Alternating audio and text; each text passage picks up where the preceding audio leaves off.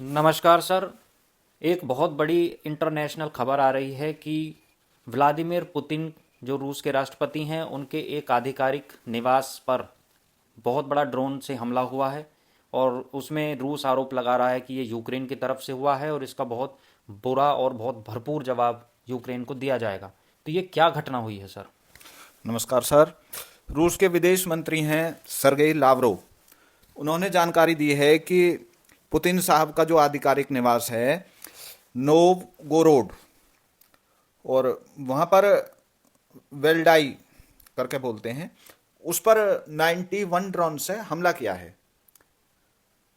Ukraine ने। और सभी जो ड्रोन हैं वो ख़त्म कर दिए गए हैं, कोई नुकसान नहीं हुआ है, ये जानकारी उन्होंने दी है। लेकिन यूक्रेन की तरफ से इसका खंडन किया गया है। जेलेंस्की साहब ने साफ मना किया है कि हमने ऐसा कोई हमला नहीं किया है और ये एक मनगढ़ंत बात है। तो ये किस प्रकार के ड्रोन हैं और कहाँ ये आवाज़ था जहाँ पर ये हमला हुआ है, जिसको रूस कह रहा है कि ये हमला हुआ है? देखिए सर, जो पुतिन साहब हैं उनका कोई एक आधिकारिक आवास नहीं है। ऐसे उनके लगभग 6 आवास तो बताए जाते हैं, और भी ज़्यादा भी हो सकते हैं उनकी सुरक्षा की दृष्टि से। तो अब क्योंकि सभी जानते हैं इस बात को तो कि रूस और यूक्रेन के बीच में एक पैक्ट होने की स्थिति बन रही थी और अमेरिका के राष्ट्रपति ट्रंप साहब इसमें मध्यस्थता कर रहे थे। उन्होंने जेलेंस्की साहब को वहाँ पे बुला लिया था अमेरिका में। वो वहाँ पर थे, बातचीत हो रही थी। ट्रंप साहब ने पहले पुतिन साहब से फ़ोन पर बात की थी। अब जो समस्या है वो ये है कि पुतिन साहब तो अपनी शर्तें मनवाना चाहते हैं, जेलेंस्की साहब कुछ बातों पर अड़े हुए हैं।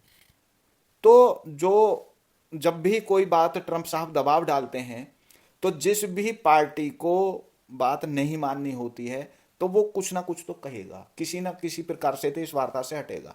जेलेंस्की साहब भी कहते हैं कि ऊपर हमला हो गया, ये मार दिए, वो मार दिए, मंत्री मार दिए, जनरल मार दिए। रूस की तरफ से भी दावे होते हैं कि हमारे बड़े जनरल की एक लिस्ट आई थी अभी कि वो ये भी मार दिया, ये उसमें बम ब्लास्ट में उड़ा दिए, ये बम ब्लास्ट में उड़ा दिए। तो ये सब चीज़ें होती रहती हैं। इस हमले पर अब तक किन किन अंतर्राष्ट्रीय नेताओं की अ, जो है टिप्पणियां आ चुकी हैं, या उनकी तरफ से कोई इस पे किसी प्रकार की रिएक्शन आ चुका है? देखिए सर, सबसे पहले तो ट्रंप साहब ही बहुत गुस्सा हो गए इस बात को सुनकर। वो कह रहे थे कि ट्रंप साहब का तो मिजाज आप जानते ही हैं। वो सोच रहे थे कि बस अब ये काम निपटा नहीं कि अगली बार के लिए जय जयकार हो जाएगी और आपके गले में नोबेल की माला पड़ जाएगी। अब वो एकदम से बिफर गए इस खबर को सुनते ही। उन्होंने कहा कि ये बहुत बुरा, ये और वो कहने लगे। जेलेंस्की साहब अपनी सफाई देते फिर रहे हैं कि नहीं, हमारी तरफ से कहीं कुछ नहीं हुआ। मोदी साहब ने बहुत ज़्यादा चिंता व्यक्त की है इस बात के ऊपर कि ये तो बहुत ही अप्रत्याशित घटना है कि पुतिन साहब के आवास के ऊपर ही हमला होने लगे। तो उन्होंने इस चीज़ की, इस तरह की चीज़ों से कहा है कि भाई इस तरह की चीज़ें नहीं होनी चाहिए, शांति के साथ वार्ता होनी चाहिए और तभी किसी समस्या का समाधान होगा।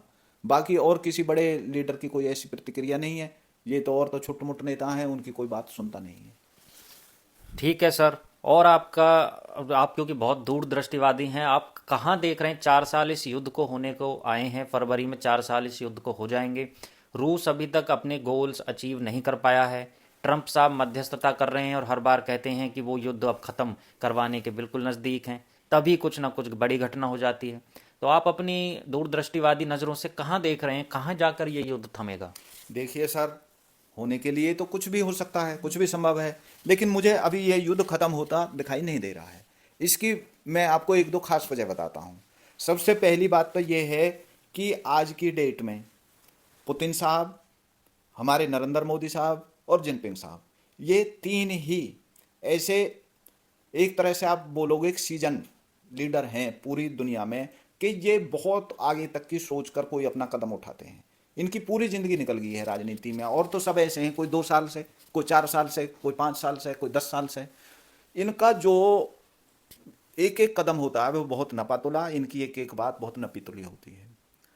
और दूसरी तरफ हैं जेलेंस्की साहब, वो इस चीज़ के लिए उतावले हो रहे हैं कि जिस प्रकार से जिनपिंग साहब चीन के लिए बन बैठे हैं ज़िंदगी भर के लिए, और पुतिन साहब रूस के लिए बन बैठे हैं ज़िंदगी भर के लिए, तो ऐसे ही मैं यूक्रेन के लिए बनकर बैठ जाऊं। और यूक्रेन के लिए मैं तभी बनकर बैठ सकता हूं कि जब ये ये ट्रंप साहब की और पुतिन साहब ने तो पहले ही कह दी है ये बात कि शांति वार्ता ही तब होगी कि तुरंत वहां पर इलेक्शन होंगे और इस जेलेंस्की को वहां से हटाया जाएगा, इसे तो बिल्कुल अलग किया जाएगा। अब बताओ कौन आदमी चाहेगा कि मैं राजनीति से अलग हो जाऊं और मैं जो सर्वे सर्वा देश का बन रहा हूं उससे अलग हो हट जाऊं।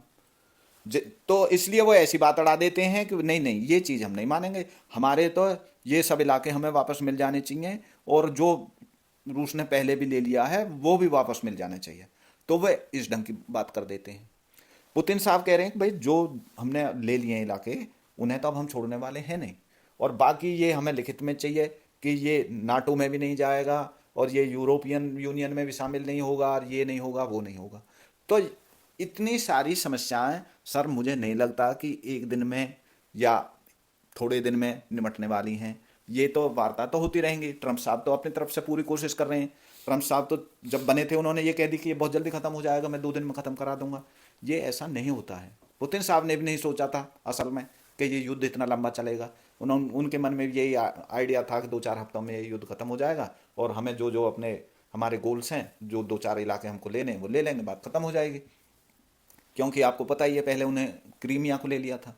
तो लेकिन यहाँ पे आप ये समझ लीजिए सर कि जो यूरोपियन यूनियन है, असल समस्या वो है, अमेरिका नहीं है। यूरोप को ये लगता है कि अगर यहाँ से इनके दबाव में, रूस के दबाव में ये हिस्से रूस को दे दिए गए तो फिर यूरोप की सुरक्षा तो पूरी तरह से खतरे में पड़ जाएगी। और जैसे ट्रंप साहब आए हैं अमेरिका में, खुदा न खास्ता कल को और भी इनके भी कोई गुरु आकर बैठ जाए वहां पे राष्ट्रपति, वो बिल्कुल ही पल्ला झाड़ देने, नहीं हमारा कोई मतलब नहीं है तुमसे, तुम जानो तुम्हारा काम जाने। तो यूरोप कहाँ जाएगा आप ये समझिए। जो बुलडोजर आज पुतिन साहब ने वहां पे चला रखा यूक्रेन में, क्या यूरोप में नहीं चला बैठेंगे वो? तो यूरोपियन यूनियन तो अपना पूरा वेट डाल रही है जेलेंस्की साहब के। ट्रंप साहब भले ही कुछ भी कहते रहे, उनके लीडर बराबर जा रहे हैं, बराबर उनकी सपोर्ट कर रहे हैं, बराबर पैसा दे रहे हैं, बराबर हथियार दे रहे हैं। तो देखिए सर, मेरा आकलन तो यही है कि ये युद्ध इतनी जल्दी खत्म होने वाला नहीं है। सर इसी से मिलता जुलता सवाल और मेरा आखिरी सवाल रहेगा कि भारत ने भी 79,000 करोड़ एलोकेट करे हैं हथियारों की खरीद पर। बहुत बड़ी अमाउंट है, लगभग 10 अरब डॉलर की अमाउंट है। तो क्या भारत और पाकिस्तान का भी कोई युद्ध इतना लंबा छिड़ सकता है, या किस वजह से ये इतने दिए गए हैं? क्या रूस को देखते हुए, रूस यूक्रेन मॉडल को देखते हुए भारत कुछ सबक ले रहा है? किस वजह से ये इतने हुए हैं? नहीं नहीं नहीं, मैं ऐसा नहीं मानता। भारत और पाकिस्तान का कोई मुकाबला नहीं है। उसकी जो स्थिति है वो रूस और यूक्रेन की तरह नहीं है। यूरोपियन यूनियन अपने आप में बहुत सक्षम है, उनके पास बहुत रिसोर्सेज हैं, बहुत पैसे हैं, वो कितना भी पैसा लगा सकते हैं। उन्हें ये नहीं है कि हम जेलेंस्की से ये पैसे वसूल करेंगे या उनसे ये सब कुछ करेंगे। उसमें उनके अपने निजी फायदे जुड़े हुए हैं, निजी सुरक्षा है। पाकिस्तान को कौन फ्री में चीज दे देगा? आप समझते हैं कि चीन फ्री में चीजें देता रहेगा पाकिस्तान को, लो भाई तुम भारत से युद्ध लड़ लो, या और कोई तुर्की उन्हें फ्री में चीजें दे देगा? नहीं होगा, बिल्कुल नहीं होगा। और फिर दूसरी बात, एक आप ये भी अच्छी तरह से समझ लीजिए कि भारत का जो एक जज्बा है, भारत की जो एक यहाँ पे हमारी एक संस्कृति है, वो अलग ढंग की संस्कृति है। हम किसी भी हाल में, आप समझ लीजिए कि पूरी दुनिया मुस्लिम बन गई और भारत में 1000 साल 12 साल मुसलमानों का राज रहा है, इसके बावजूद भी भारत हिंदू राष्ट्र बना रहा है। हमारे राजा इतने वीर थे। तो हम किसी भी हालत में, बेशक पाकिस्तान के साथ 10 देश और भी लग जाओ, हम हटेंगे नहीं, झुक नहीं सकते हम। तो इसलिए बिल्कुल भी उम्मीद नहीं है कि इस ढंग की कोई घटना हो सकती है। पाकिस्तान ने क्यों चीख चिल्लाहट भर दी? पाकिस्तान को तो यही लगता था कि और देश तेरी सहायता कर देंगे, चीन सहायता कर देगा, लेकिन नहीं।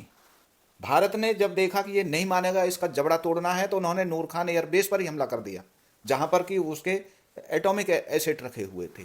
और ये भारत, मैं इस बात को बिल्कुल दावे के साथ कह सकता हूं कि पाकिस्तान की हिम्मत नहीं है कि अब भारत की तरफ कोई मिस एडवांटेज करे।